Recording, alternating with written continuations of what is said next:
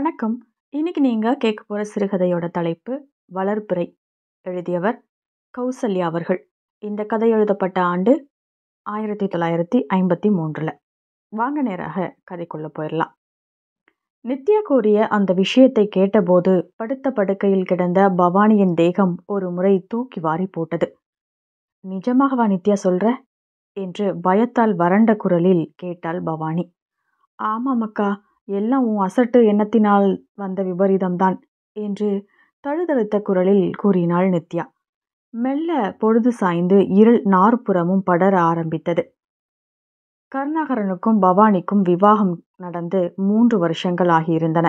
அழகு, அறிவு, அடக்கம் முதலியன ஒருங்கு சேர்ந்து அமைந்திருந்த பவானியை தன் மனைவியாக அடைந்ததில் கருணாகரனுக்கு ஏற்பட்டிருந்த மகிழ்ச்சியை அளவிட முடியாது.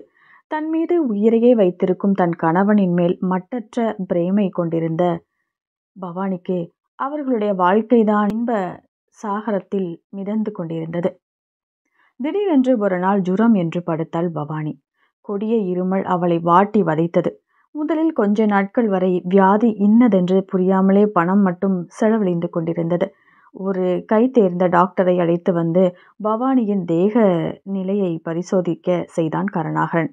பவானிக்கு வந்திருக்கும் வியாதி டிபி என்றும், ஆரம்பத்திலேயே வியாதி ரொம்ப மும்முரமாக வந்திருப்பதால் பணத்தை பாராமல் செலவழித்து வைத்தியம் செய்தால் ஓரளவு பலன் ஏற்படலாம் என்றும் கூறினார் டாக்டர். கருணாகரனுக்கும் பவானிக்கும் உலகமே இருண்டு விட்டதை போன்ற பிரமை ஏற்பட்டது.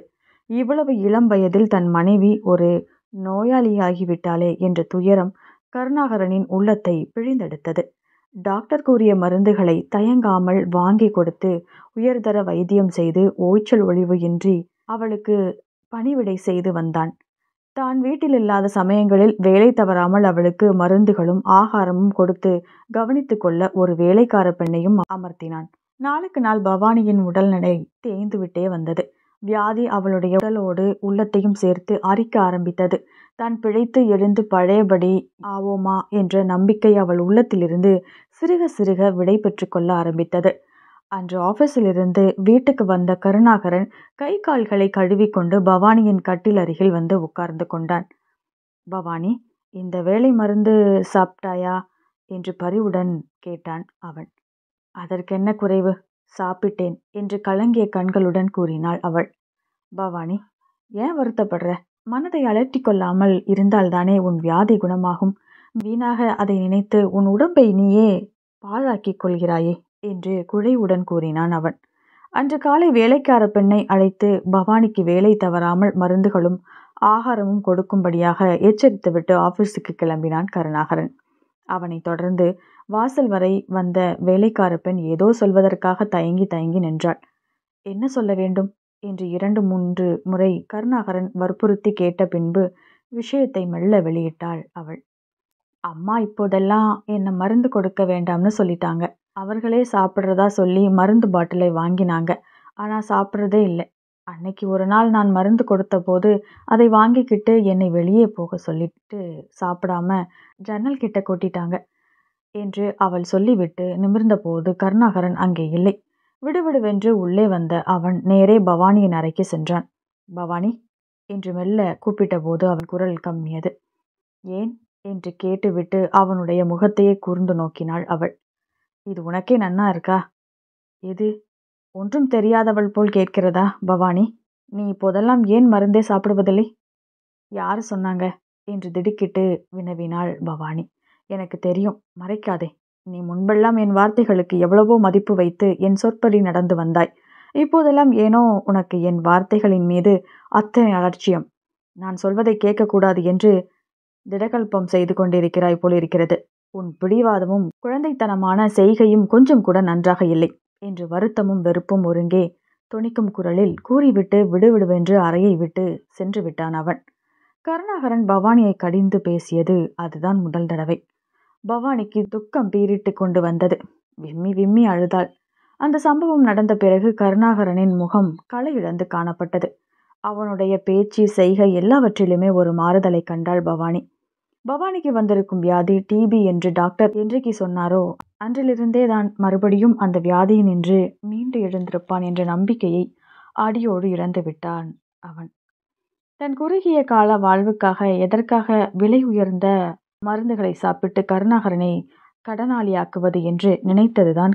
வேளா வேளைக்கு மருந்து சாப்பிடாமல் தன் உடலை தானாகவே வற்ற அடித்து கொண்டு வந்தாள் அவள். நித்யா பவானியின் அருமை தங்கை. நல்ல அழகும் அறிவும் வாய்ந்த அவள் மேல் தன் உயிரை வைத்திருந்தாள் பவானி. பவானிக்கு விவாகம் செய்து வைக்கும் வரை நல்ல நிலைமையில் இருந்த அவள் தங்கை கால சக்கரத்தின் சுழற்சியின் வேகத்தால் சமீப காலமாக ரொம்பவும் கை ஒடிந்து போயிருந்தார். மனப்பருவத்தை எட்டி பிடித்து விட்ட நித்யாவுக்கு மனமில்லாத காரணத்தால் விவாகம் செய்ய முடியாமல் தவித்து கொண்டிருந்தார் அவர்.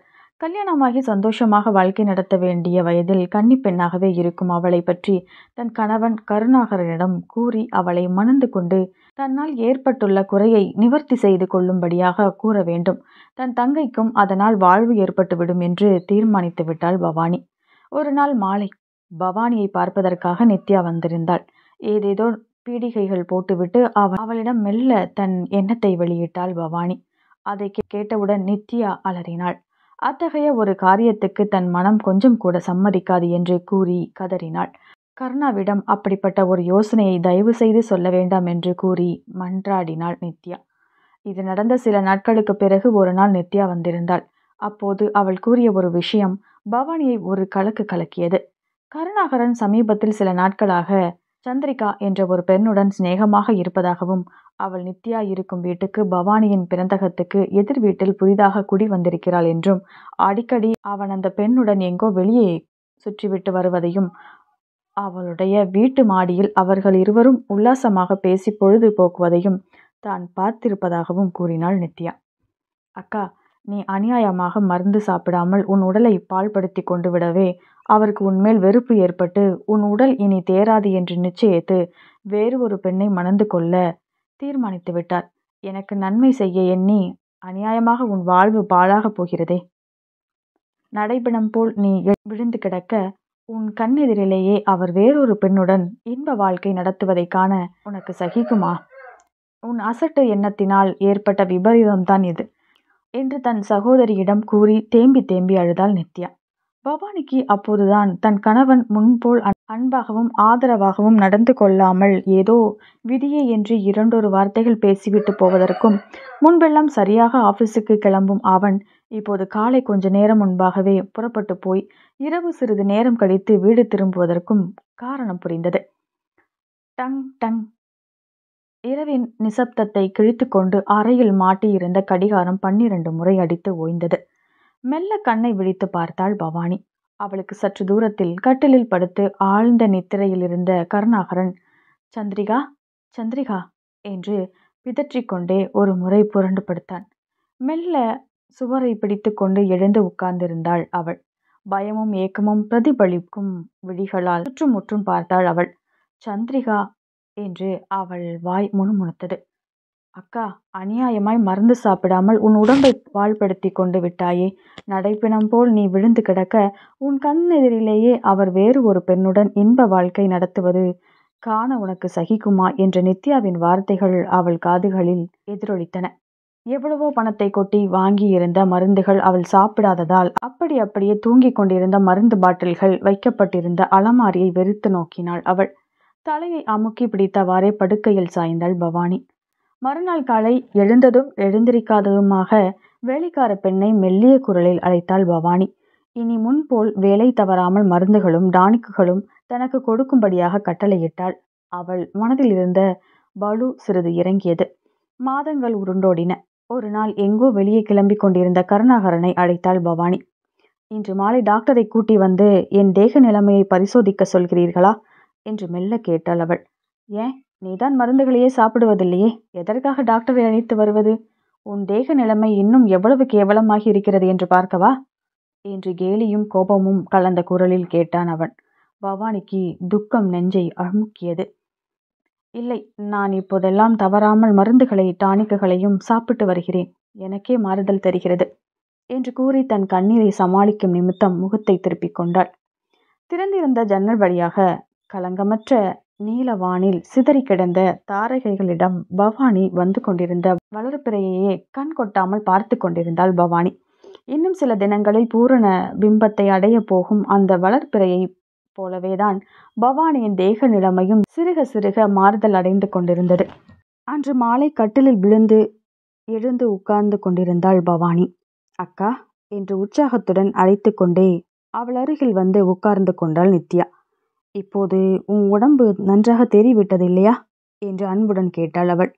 பவானி ஒரு நீண்ட பெருமூச்செறிந்தாள். நித்யா, எனக்கு உடம்பு தேறி என்ன பிரயோஜனம்? அந்த சந்திரிகாவை உன் அத்திம்பேர் எங்க மறக்கப் போகிறார்? நீ முன்பு கூறியது போல் அவர் இப்பொழுது கூட காலை முன்னை விட சீக்கிரம் போய் மாலை வேளைகளிலும் நேரம் கழித்துதான் திரும்பி வருகிறார் என்றாள். டக் டக் என்று வாய்ப்புறத்தில் பூட்ஸு சத்தம் கேட்டது. உள்ளே நுழைந்த கருணாகரனை பாருங்கள் அத்திம்பேர் என்று மகிழ்ச்சியுடன் வரவேற்று அங்கிருந்த நாற்காலி இழுத்து போட்டாள் நித்யா. பவானி தலையை குனிந்தவாறு உட்கார்ந்திருந்தாள். வந்து இனிமேதான் தனக்கு உடம்பு தேறி விட்டதே, அந்த சந்திரிகாவை நீங்க மறந்துடுவீங்களா என்று கேட்கிறாள் அக்கா என்று கேட்டுவிட்டு உரக்க சிரித்தாள் நித்யா. அதெப்படி முடியும் என்று கூறி அவளுடைய சிரிப்பில் கலந்து கொண்டான் கருணாகரன். பவானிக்கு ஒன்றுமே புரியவில்லை. இதில் சிரிப்பதற்கு என்ன இருக்கிறது என்று விளங்காமல் கருணாகரனையும் நித்யாவையும் மாறி மாறி பார்த்தாள் அவள்.